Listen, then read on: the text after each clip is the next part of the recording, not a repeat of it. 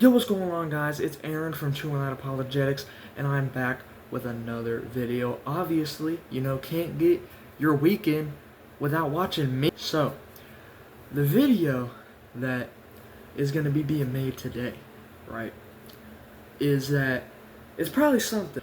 The video today, probably something you've already seen, right? All these main apologetics channels have been making videos about this one specific guy, right?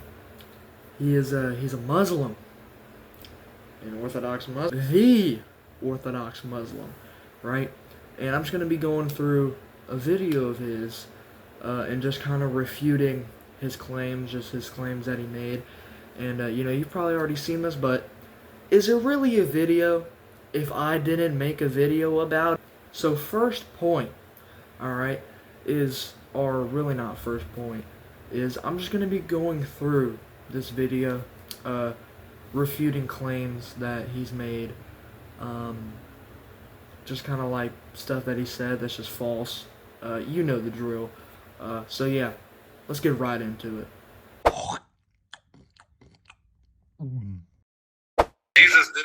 Jesus didn't fulfill the Messianic expectation. So first objection that the Orthodox Muslim made, which honestly I was kind of shocked when I heard this. He said Jesus didn't fulfill the Messianic prophecies.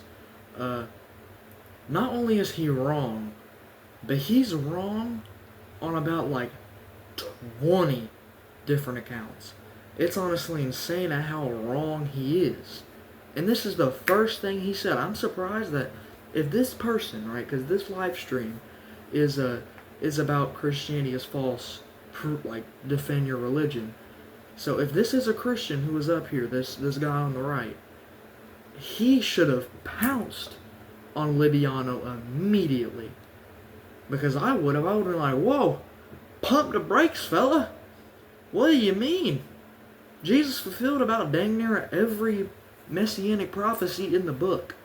And I'm going to show you about 10 of them that he fulfilled. So let's go ahead and get into these verses. Also, I think a big misunderstanding that Libiano is having here is he's assuming that the Messiah is going to fulfill every single prophecy that's ever written about the Messiah in the first coming. That's his mistake, is that there are prophecies about the Messiah's first coming, about being a suffering servant and a savior, and then there's Messiah in the second coming, where he's going to be a king, he's going to be the ruler of all the earth, and he's going to be the judge of the world, right? And I'm going to show a few of those examples. Also, where Jesus claims that there's a two-part coming to the Messiah, which is the first and the second coming. Micah 5, verse 2. But thou, Bethlehem, don't know how to say that word, which art little to be among the thousands of Judah, out of thee shall one come forth unto me, that is to be ruler in Israel, whose goings forth are from old, from everlasting. So this ruler, who is going to be coming from the thousands of Judah, or no, never mind, out of thee shall come one forth unto me, that is to be ruler in Israel, whose goings forth are from old and everlasting. What is Micah 5:2 saying? Micah 5:2 is saying that there's going to be a ruler who comes out of Bethlehem, whose goings forth are from old, from everlasting. So this ruler is an everlasting ruler, who is from of old. So he's been there for all of eternity, from everlasting, right? Now, we'll see who the smart cookies are in this comment section. Where was Jesus from? Ding, ding, ding. He's from Bethlehem. Wow. So that's just one of the prophecies that he fulfilled. Let's go on to the next one. Isaiah 7, verse 14. Therefore the Lord himself will give you a sign. Behold, a virgin shall conceive and bear a son, and shall call his name Emmanuel. Now, we all know this isn't a debate. I don't need to show you this from the New Testament. Jesus was born of a virgin. That's pretty clear, right? I don't think any Christian or Muslim is going to debate that. They're not going to say, "Oh no, he wasn't born of a virgin." Pretty clear. He was born of a virgin, all right? That's the second prophecy that he fulfilled, right? But then look at verse 13. And he said, "Hear ye now, O house of David. It is a small thing for you to weary men, that ye will weary my God also." So you can see from the house of David, that a virgin will conceive and will bear a son. You know what's crazy? Is that Jesus is from the line of David. Wow. Looks like that's another one that he fulfills. Let's go on to another one. Jeremiah 23:5. Behold, the days come, saith Jehovah, that I will raise unto David a righteous branch, and he shall reign as king, and deal wisely, and shall execute justice and righteousness in the land. Okie dokie. So, you can see that, again, this is just reaffirming my point, is that Jesus is from the line of David. And that's what Jeremiah 23 is saying, is that he will raise unto David a righteous branch. So somebody branching from David. So from David's line, this branch, and he shall reign as king and deal wisely. Next verse. Zechariah 9:9. Rejoice greatly, O daughter of Zion. Shout, O daughter of Jerusalem. Behold, thy king cometh unto thee. He is just and having salvation, lowly and riding upon a donkey, even upon a colt, the foal of a donkey.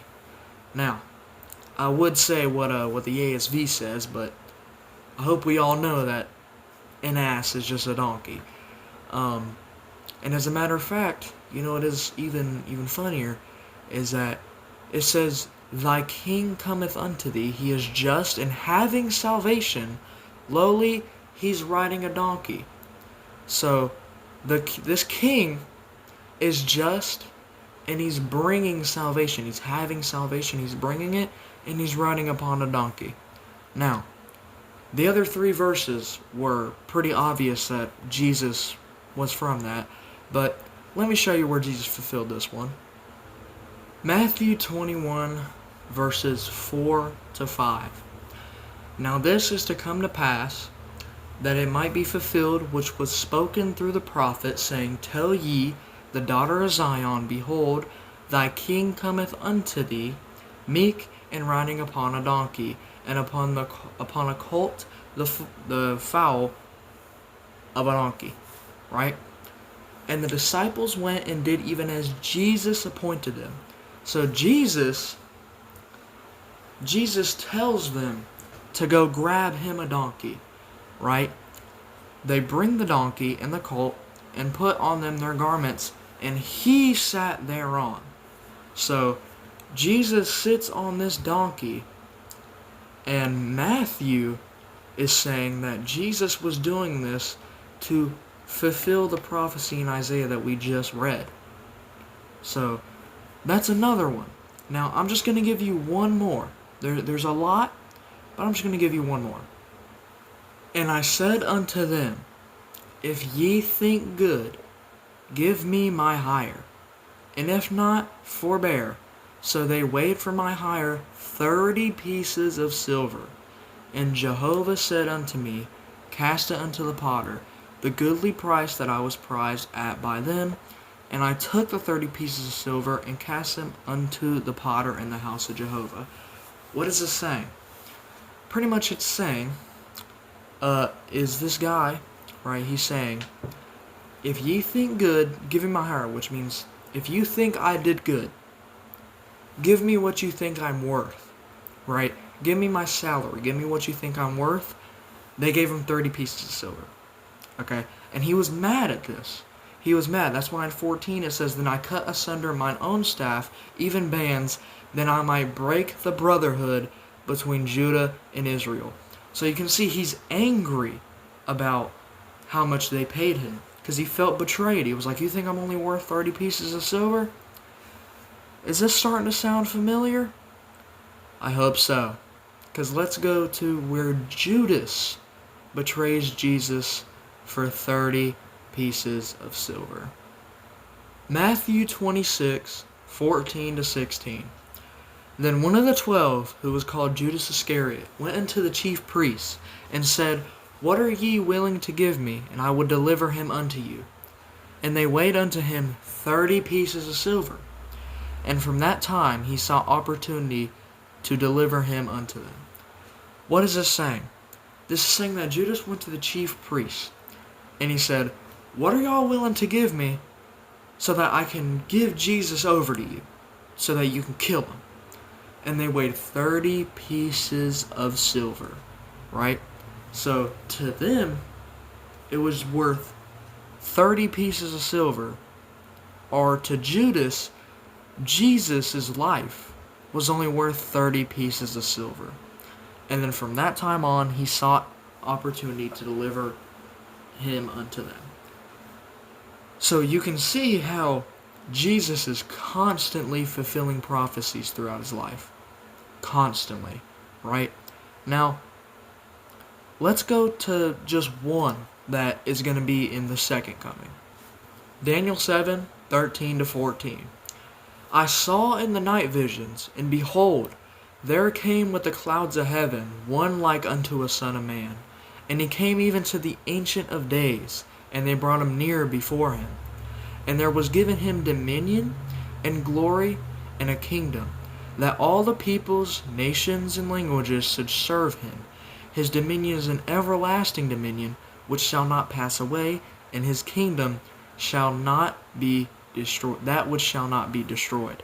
So, you can see this Son of Man is given a kingdom, given dominion, glory, and all the peoples, nations, and languages are going to serve him. Because his dominion is everlasting, it will not pass away, and his kingdom shall not be destroyed. Let's go see what Jesus claimed. Mark 14, 60 to 62. And the high priest stood up in the midst, and asked Jesus, saying, answerest thou nothing?